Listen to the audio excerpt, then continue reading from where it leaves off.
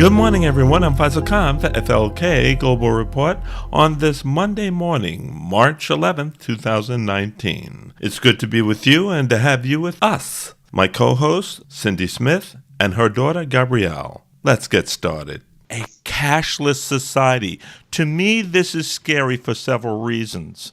I know you know where I'm going, and I know you can expound on this beyond words, more probably better than I can. But what this means, okay, it's getting to the point where now conducting business with cash is no longer going to be the norm. What's going to be the norm? Well, it's already happening. We're starting with credit cards. That's how things are being conducted. But now they're talking about the chip, the size of a granule of rice, quote unquote, mark of the beast. But what's scary about this is the lack of privacy, because now, whereas with cash, you could do many things that where the government was not involved.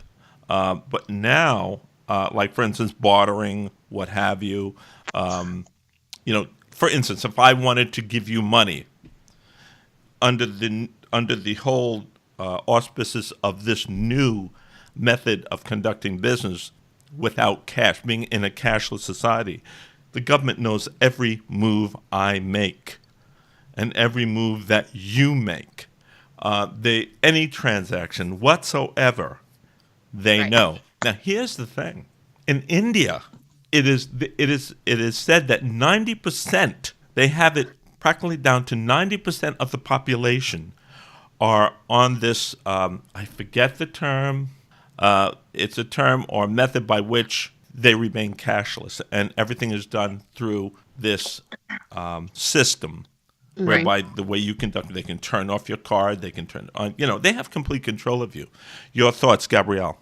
Yeah, I mean, the only real difference in the society that we currently live in and the cash system that we live in now is that not every dollar is traceable through every hand, especially if it's being circulated in black market products or things that are not being tracked and taxed and all that. Mm-hmm. So yeah, it's a little easier to fly under the radar with cash, but you have to really conceal the cash. You can't have a bank account. You can't have funds coming in and out of certain places, which makes life difficult now. Right. It's very difficult. You can't pay your bills in cash. Right. And, so either you're paying another outside source to get you a money order or a cashier's check or, something like that. And even that, it's not as easy anymore to file out paperwork and mail it in. Everything is digital. They want to push you to the digital systems. The only reason why they can't is because they could get sued for ageism. It's the only reason why those systems still exist. And essentially within the next 20 to 30 years, there really won't be much left of the generations that wouldn't prefer a digital method.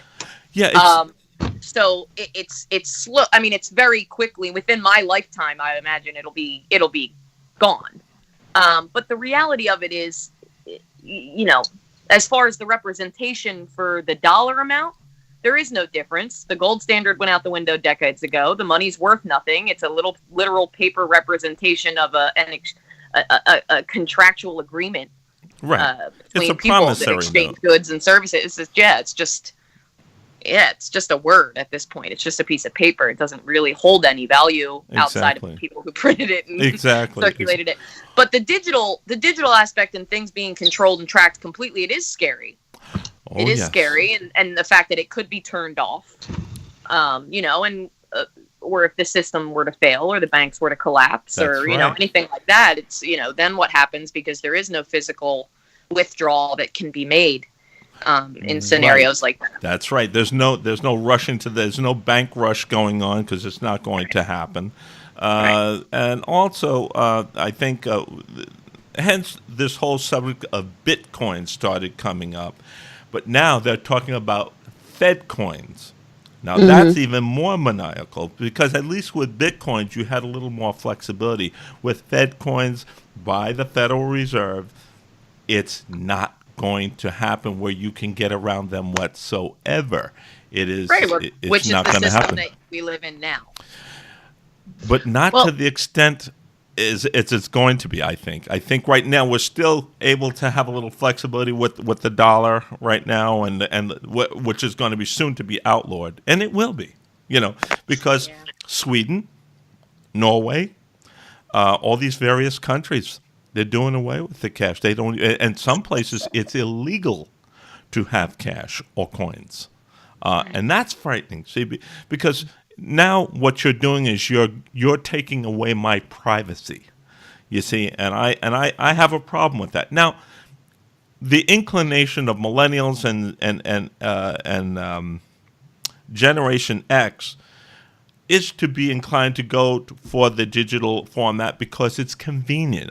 You can walk into a store, come in, come out, and not worry about it. There's none of this fumbling for cash and wondering, oh, gee, do I have enough? It's either you have it in your account or you don't, and they simply extract it, and that's it. You know what I'm saying? So I think the big issue is privacy, and I think people, after the dust settles, and after the euphoria of this whole new technology, then they're going to truly understand the true ramifications of this, I believe. Just my personal thoughts. Cindy, your thoughts on this? Well, I think it's interesting to point out that Philadelphia actually became the first U.S. city that actually banned cashless stores. So they just made a law that outlaws stores that will not accept cash. And their reasoning behind it was that there was a large enough segment of the population that doesn't have access to traditional banks. Exactly. They don't have the high enough credit score or, whatever you need through the banking regulations to get approved. Well, indigent people. This is what we're talking about. I mean, imagine a homeless person. Right. Exactly. Doesn't have an address, can't have a bank account. Right. But has $5 and wants to buy a sandwich. You can't turn him away. Right, exactly. What do you do? So they've got to come up with some type of unilateral system whereby everybody can be inclusive in this new monetary system. Right. But how is the question. There's going to be bugs. With this. This is clear. But to your point you made about privacy, I agree. We already know that just about every major corporation out there has been hacked at least once, right? With very few exceptions, okay? Right. It's just a matter of turning on to the local news to hear that this big store was hacked, or this email was hacked, or this corporation was hacked. And it's really not a whole lot different to think that bank accounts, people have gone to jail for committing minor bank account fraud where they've hacked into people's accounts illegally, but on a widespread level, as a major attempt by some entity or another, whether it's legal or illegal, to access people's digital accounts and freeze them, drain them, manipulate them in some way. It's very real. To your point, you're absolutely right. Hacking. What do you do? Say, for instance, like Gabrielle said, what happens if the system fails? Okay. Right. Now, and it takes them a day or two to rectify the system. Okay. So how do I eat? How do I travel? How do I do this? In other words, you are completely at a standstill. And let's face it, if the system fails, it's likely going to take more than a day or two for it to be fixed. You better believe it. Because if we're talking about a whole system failing, that's significant, wide-ranging impacts. I do have a counterpoint, just for good measure.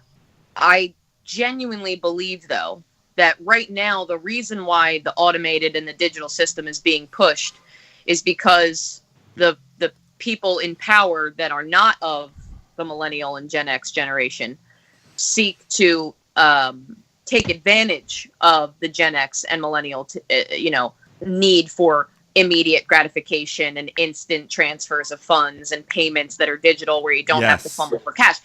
However, I truly do not believe that millennials and Generation X are going to carry that torch into the future. Okay. I'm almost positive, because the thing about my generation and the generations below me, from what I can gather, is while a lot of us are fumbling and kind of dumb and lack a lot of different things that generations prior to us had as morals and ethics and, things of that nature to a degree.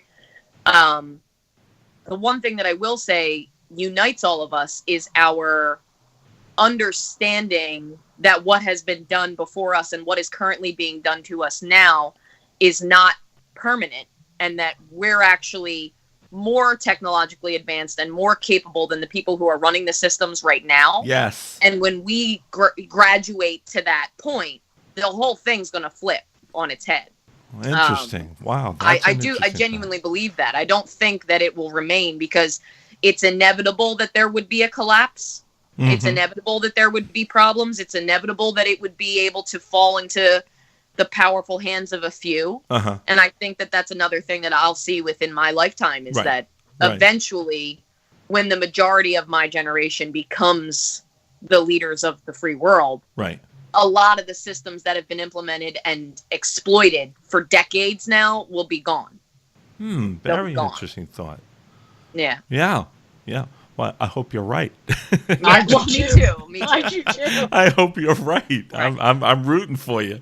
Wow, yeah. That's amazing.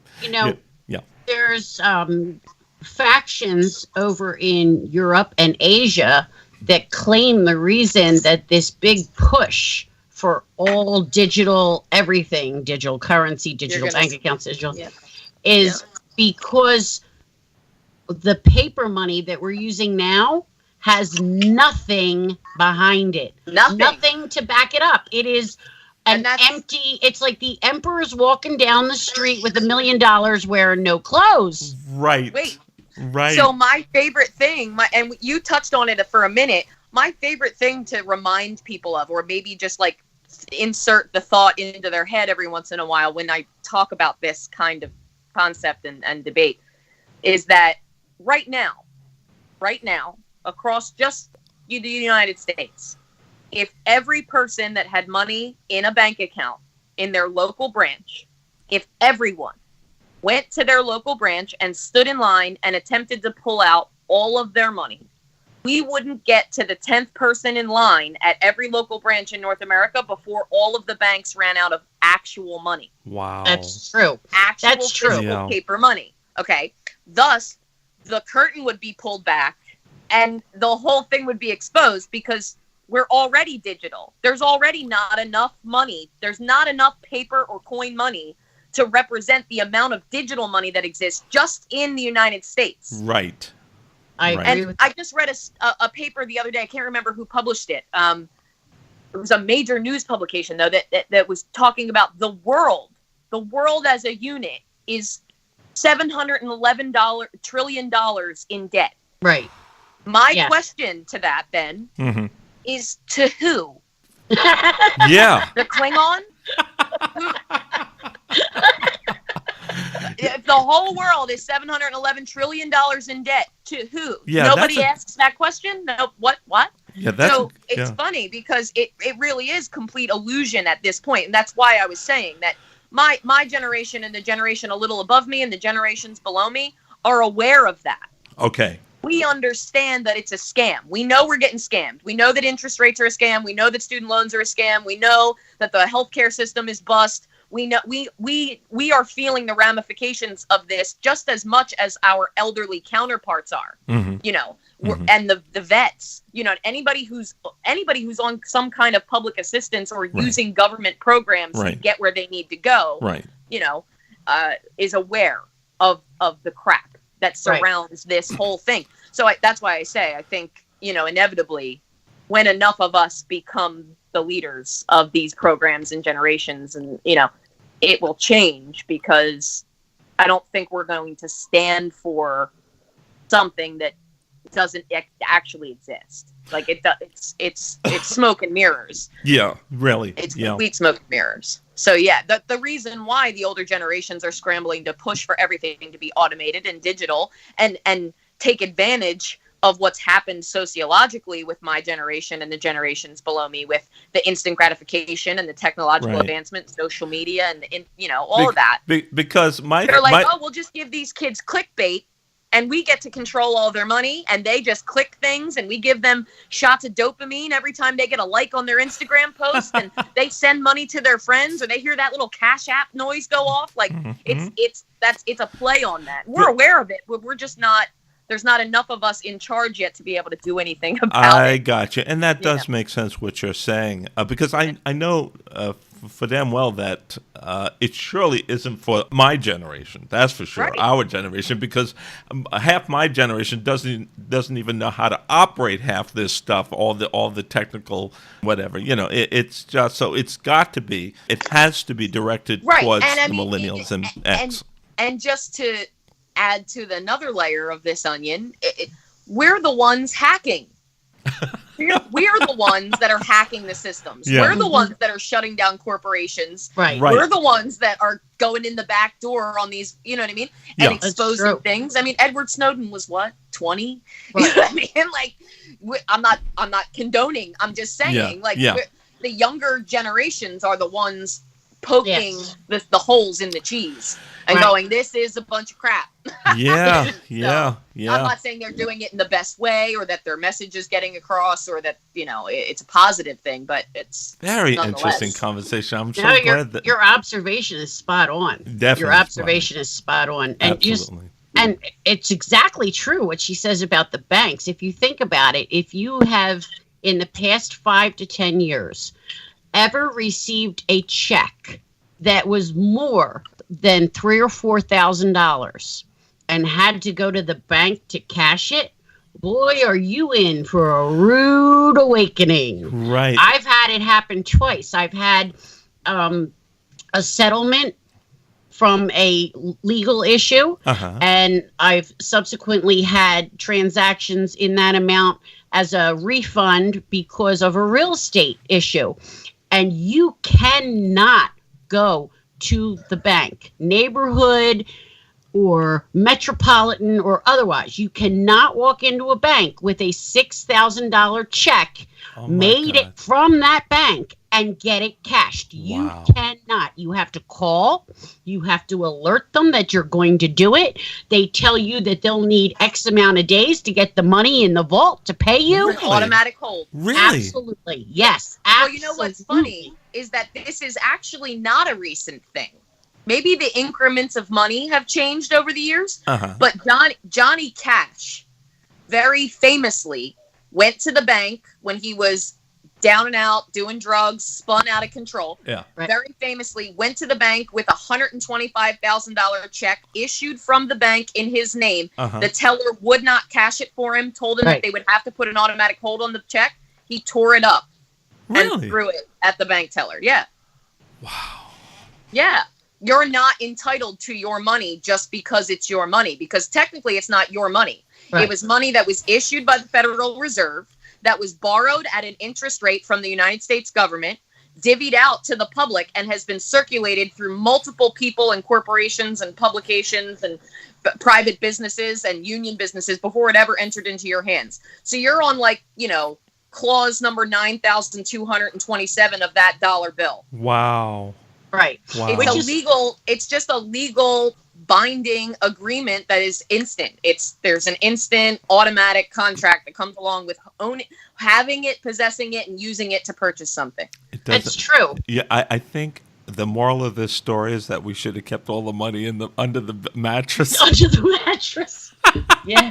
I mean, come on. Am I right or wrong on this? I will say that it was worth something. At least it was worth something up until the gold standard was done away with. Right. Because at least at that point, it could be liquidated and backed by something. Each dollar actually held a physical, concrete value somewhere, But since that point, and it's been, 50 years? Yeah. Since that point, you've been escalating to a point where more money has become digital. Then we started using these checkbooks, and everybody was balancing their things and sending it in the mail. And then We got the access of the internet. We could just input information and data and save it there and print out copies for ourselves just in case the computers went down and tried to attack us. We had our physical files, but it's still digital. It still can be hacked and changed and manipulated. And it has been. And it's just kind of snowballed from there. But the same people who were in charge of the banks when the gold standard went out the window are in charge of the banks now. Right.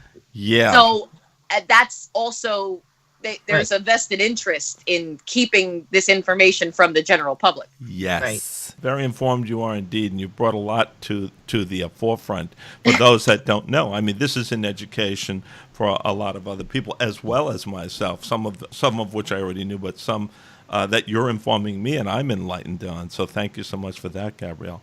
Now, that leads me to the subject that you wanted to talk about, because this pretty much segues right into that, wouldn't you say? To me, it's so simple that it becomes very abstract, because it is nothing like anything you've ever been told consciously or subconsciously before in your entire life. I feel like I've been called a Marxist. I've been told that, this is outlandish and crazy and it could never happen. And I'm more than willing to entertain any of those opposite views. But my thing is, it's possible to have a cashless society for quite a few simple reasons. One, there was a point in time when humans lived without cash or any variation of that. That's a fact. Okay. Two, all of the materials and manpower that are told hold a value that is worth a certain amount of something, whether that's, gold or jewels or coins or paper or whatever. That's the materials and the manpower exist with or without the value held. They're not going anywhere. Right. It exists on Earth with or without my presence, and I'm able to exert energy and do things with or without money or some kind of compensation. Just the same as all of the products or food or things that I might consume as a human that that are required for me to operate and grow and learn and eat and do all these things. They exist with or without a value held as well. That's right. So it's possible, because the only reason why these things cost money or hold value is because somebody decided that they did. Right. And that this is an archaic concept that has gone from basic trade and agriculture development to an entire world Western civilization that is ruled by the concept of what we refer to as money. And there's different various forms and different various entities that control said money. And those are the people that are at the very top of the 1% of the world that none of us know or have ever seen or heard or spoken to. And they are the only reason why we have to purchase all of the things that we are using right now.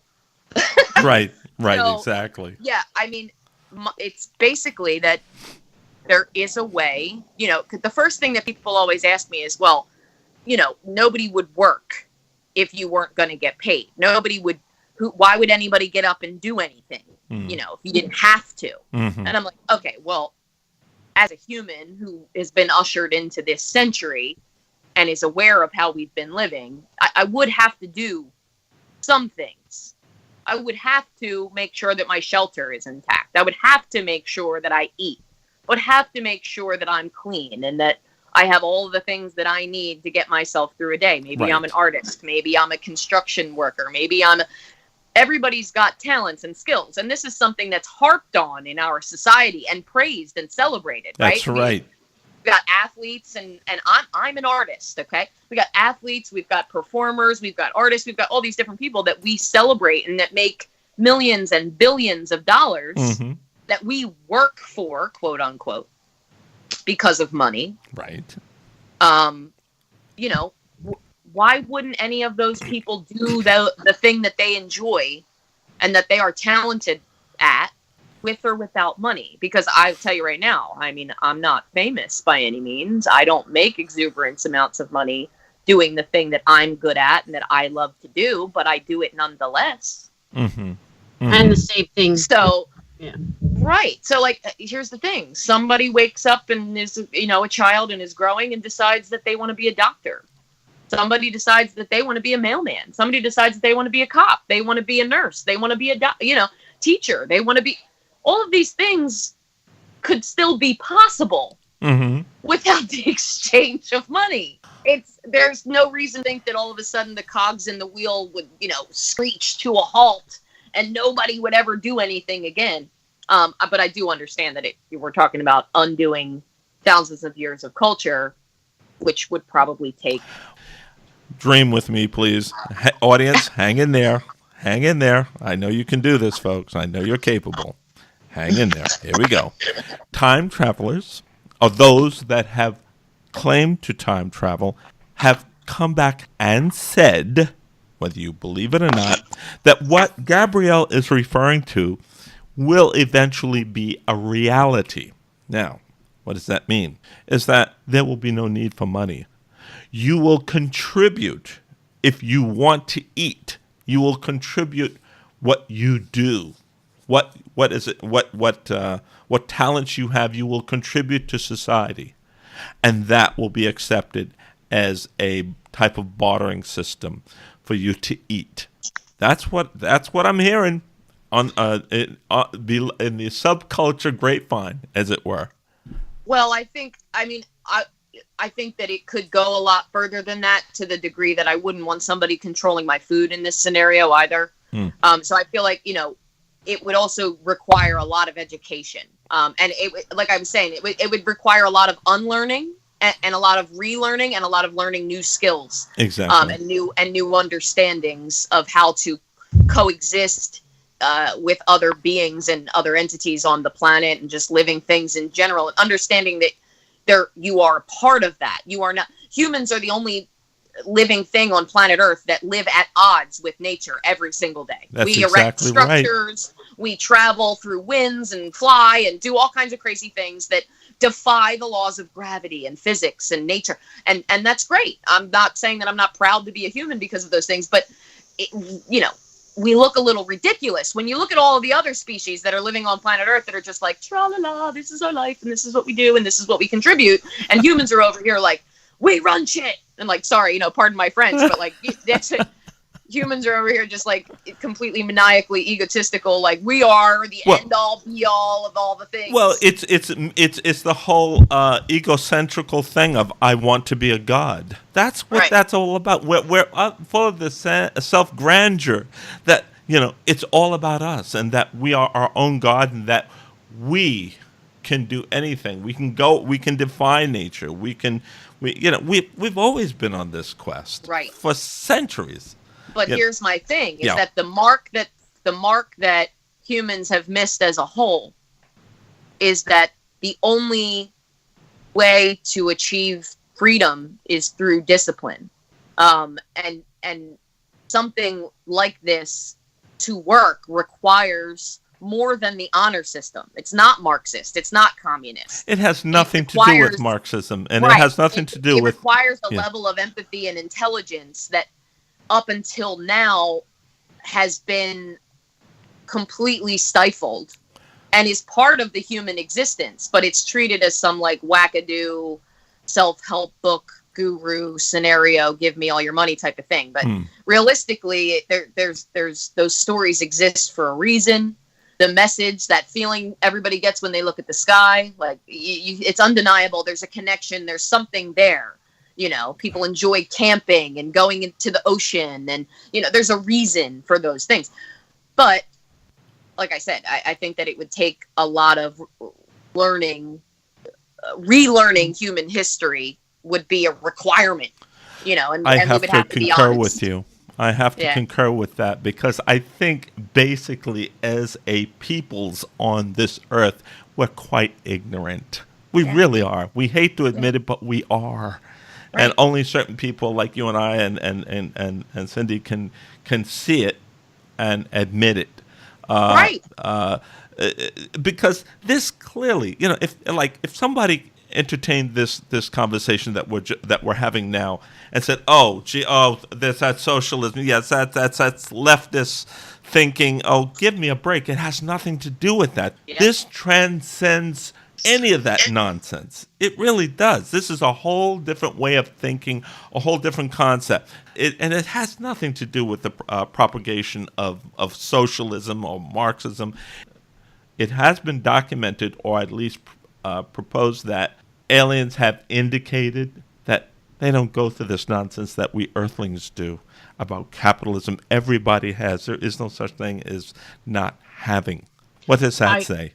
I agree. I think that there's a big shift required in our collective consciousness and our, especially in the leadership, if you want to call it, of this world, because the haves, as both of you have pointed out, that control just about every system there is on this planet.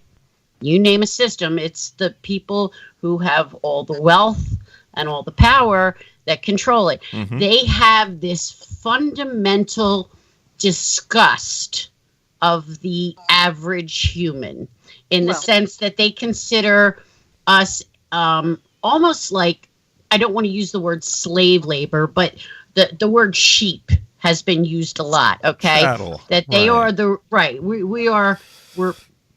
we are dumb, we're ignorant, we don't, because if we were as smart as them, well, obviously we would have their positions. And what they fail to realize is that most people are fundamentally empathic and good and want to help others. They want to be of service to others. They aren't necessarily interested in just serving themselves to the detriment of the rest of mankind. Of course, there are people like that, but they're not the predominant ones. Right.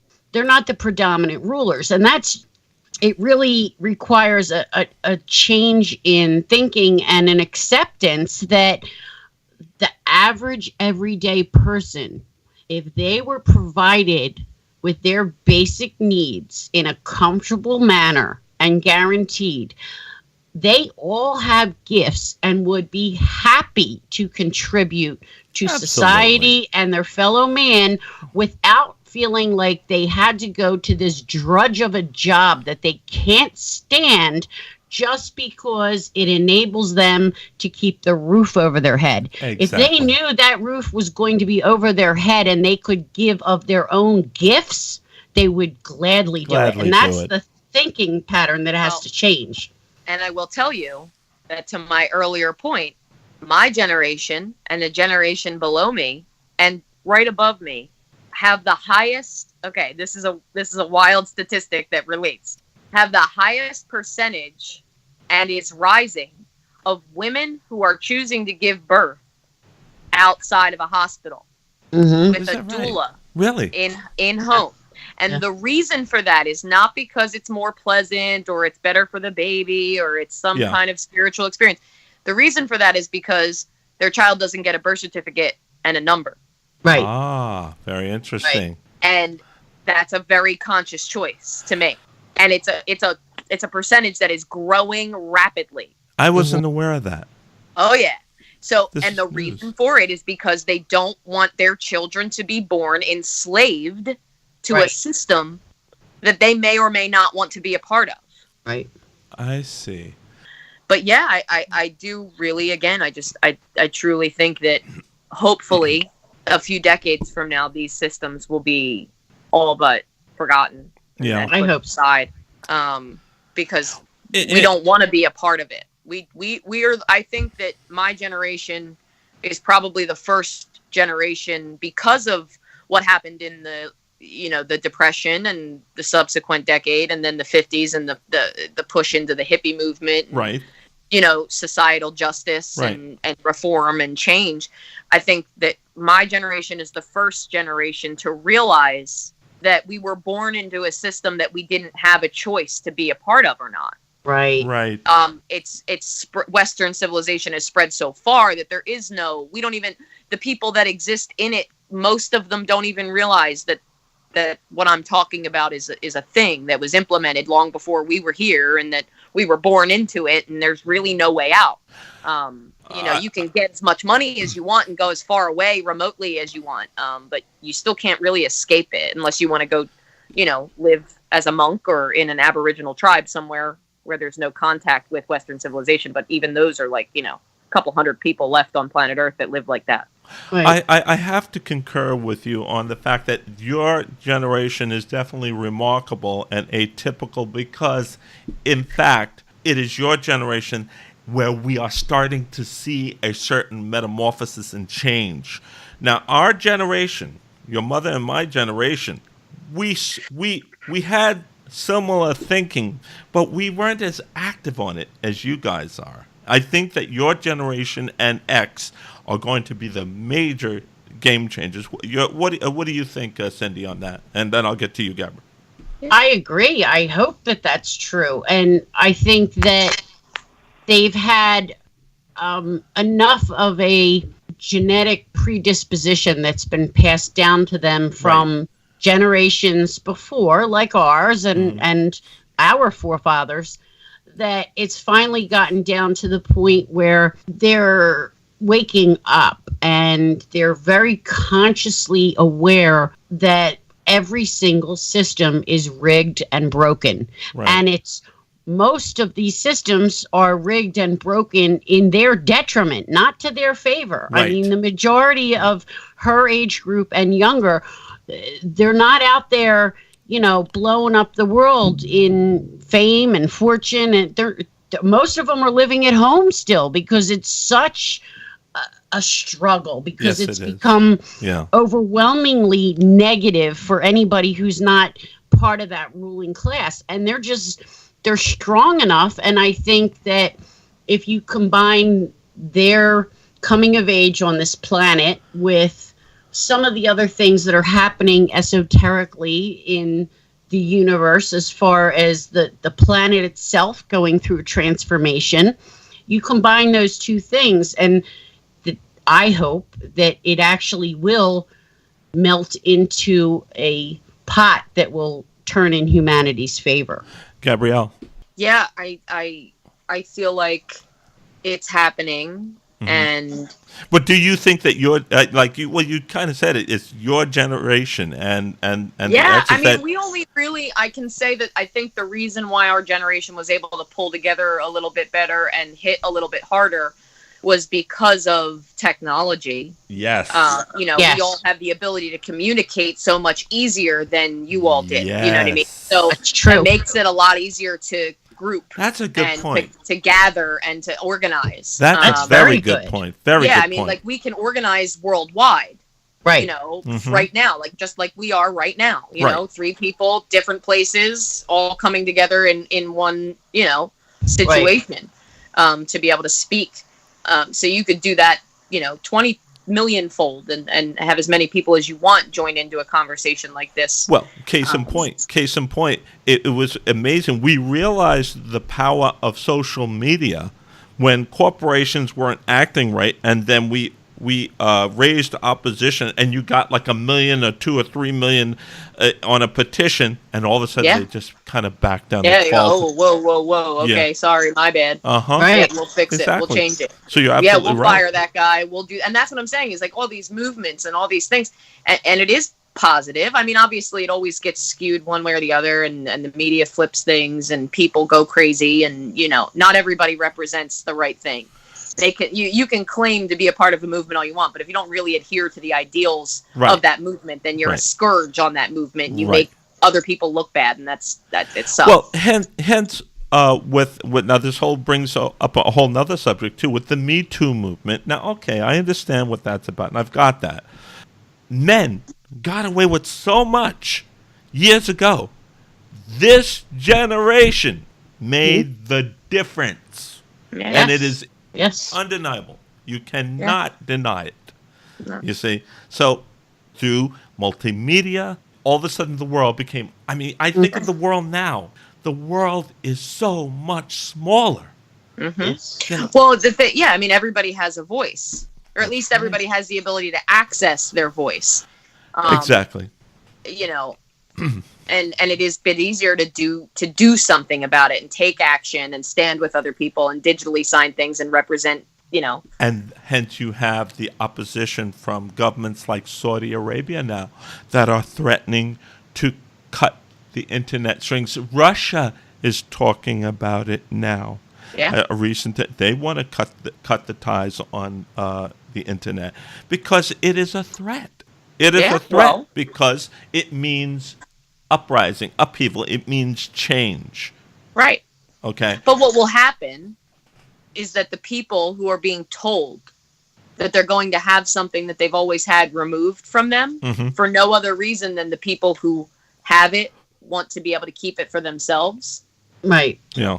Once they realize that, they won't happen because there will be more of the people on the other side of it than there are the people in control of it. Got it. That's what always amazed me is that we are so indoctrinated, and I think that I think that Gabrielle's pointed out a great exception to that, and hopefully it'll continue. But you and we're so indoctrinated with the follow authority, follow the rules, don't challenge, don't this, don't do that, don't. You'll see repercussions, and heaven forbid you voice an opinion that is outside of the accepted norm pushed by the leaders in control. That's right. We have always been so indoctrinated and terrified of that on a certain level, whether it's conscious or right. And I think that, and we're over here like we're in jail either way. Right. Right. Right. So you might as well lock me up. What's the worst you could do for me? Because I don't have my freedom now. I'm 32 years old. The average 32-year-old American right now is $180,000 in debt. Right. That's the ridiculous. Average. That's right. The average 32-year-old is $180,000 in debt. Right. That is astounding. Of course, it's astounding. So we're over here like what is the worst that could happen here? Right. What do you want? I'm enslaved to a system that I didn't ask to be a part of. Right. I have to deal with the maniacal humdrum of every day. I have to find a way to survive. I have to watch my parents struggle. And even people who are in the higher tax brackets. I don't give a crap if you're from a family who's pulling in $100,000 a year collectively or $700,000 a year collectively. You feel the bumps and bruises along the road. Yes, you do. One way or another. Right. And inescapable. Right. So that's why I think it gets manifested in a lot of different destructive ways. And like I was saying before, like as being a part of a movement, if you want to refer to a generation that way as well, it's like, there are some of us that make all of us look bad. Right. And make all of us look dumb. But I think that's true. Like we don't have respect for things. And it's not the case, but we do have a certain disdain for society in general. And it's not because of our parents. It's not because of this or that or the other. It's because we were the first generation that had enough know-how and enough natural access to enough information at such a quick rate. Yes. Just to call BS. That we were like, and now I'm 32 years old. I'm $180,000 in debt. You want me to keep working for the rest of my life? I should start a 401k so that I can maybe pull out some money because Social Security is going to be gone by the time I go to collect. Like, what do you? Oh, right. You want me to have a nuclear family, pump out a couple kids, pay my taxes? Right. Great. I can maybe take a vacation at Disney World when I'm 50. Like, okay. Wow. No. Yeah. Yeah. No. Yeah, So we're like, F that. Get all the way out of my face. I'm going to do whatever the heck I want to do, how I want to do it, when I want to do it, because none of you got it right. Something's wrong. Right. We don't want to be a part of this. We don't understand why this has been going on for so long.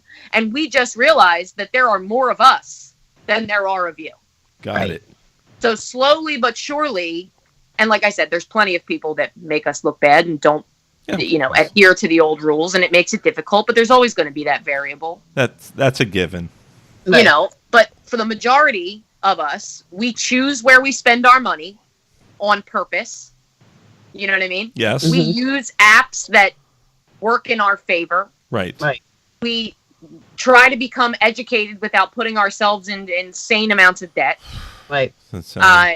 You know, we work. We have, I mean, my generation, I think right now has the highest workforce percentage. You know, we have the lowest unemployment rate. Right. Out of all the different generational gaps. Wow. Right. That's amazing. You know, and most of us are working 2-3 jobs and going to school and paying off loans and, you know, having families and, you know what I mean? All this crap.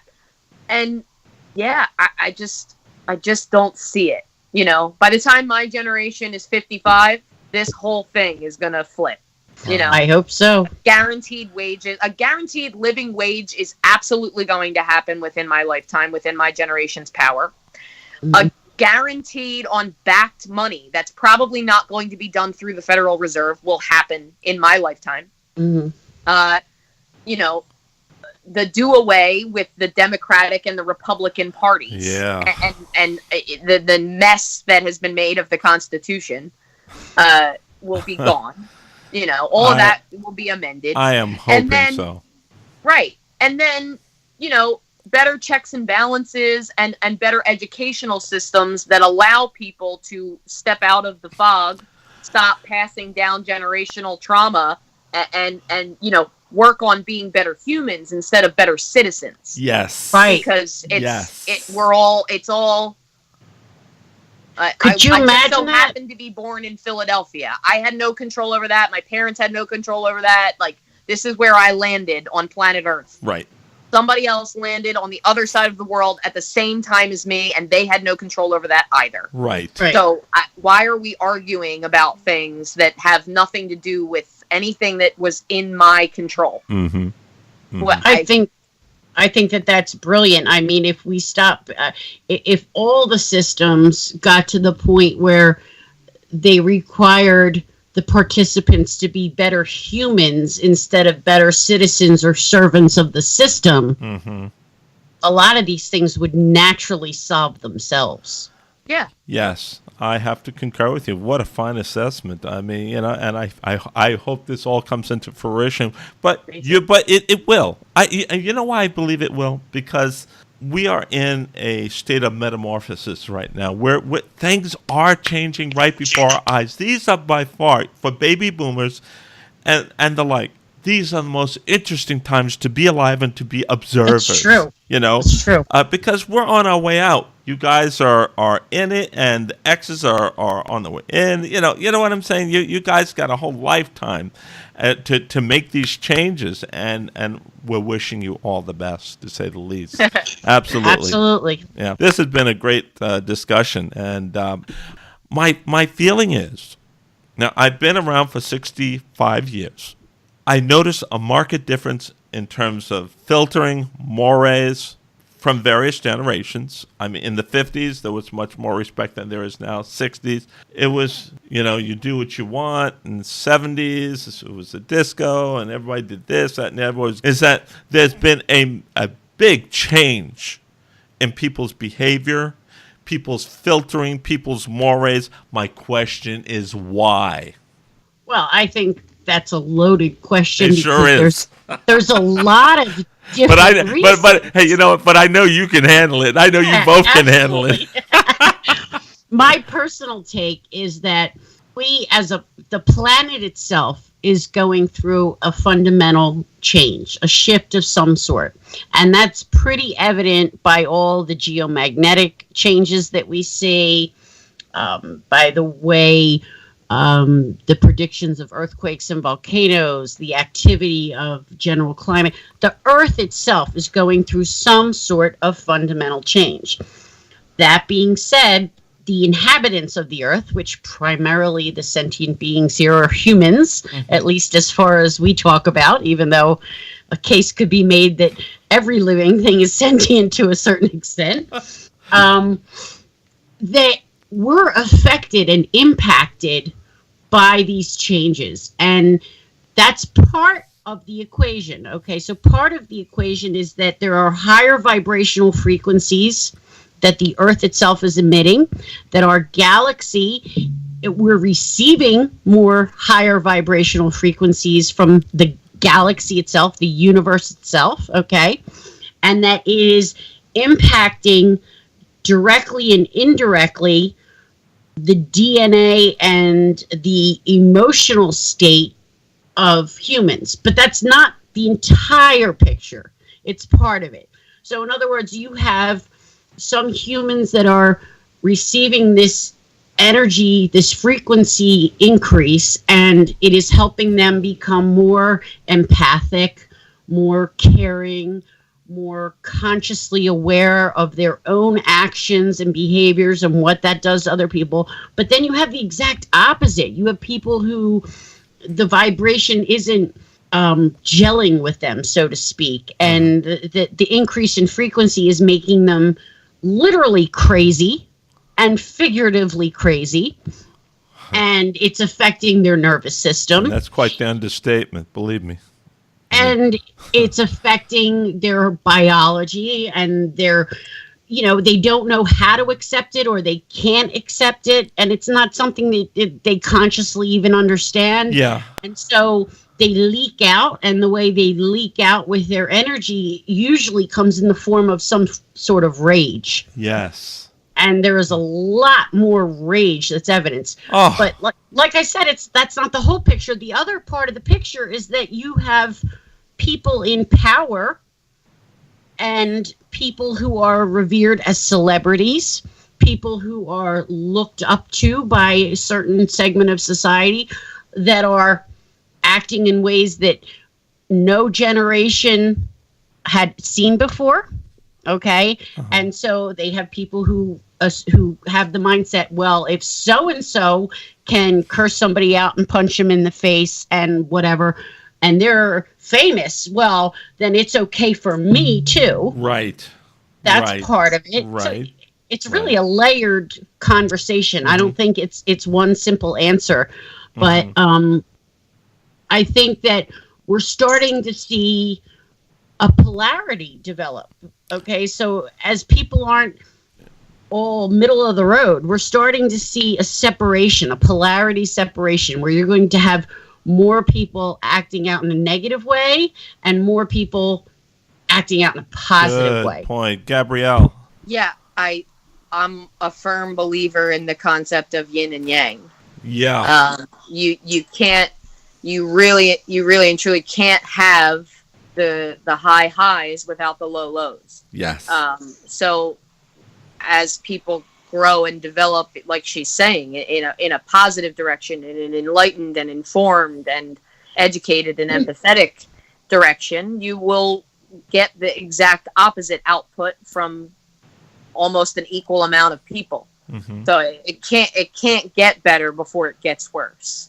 I see. And that does make sense in its own strange way. It really does. It really does. Yeah, it's like yang. You can't have the dark without the light. You can't have the good without the bad. It's the way it goes. You have a lot of wisdom, Gabrielle. An awful lot of wisdom, and very special indeed. Thank you both for being with us on FLK Global Report, the morning show. I'm sure our audience really enjoyed it. I'm sure they had to have enjoyed it as much as I did, because I really enjoyed it immensely. Let's do this again. Thank you. All right. Thanks.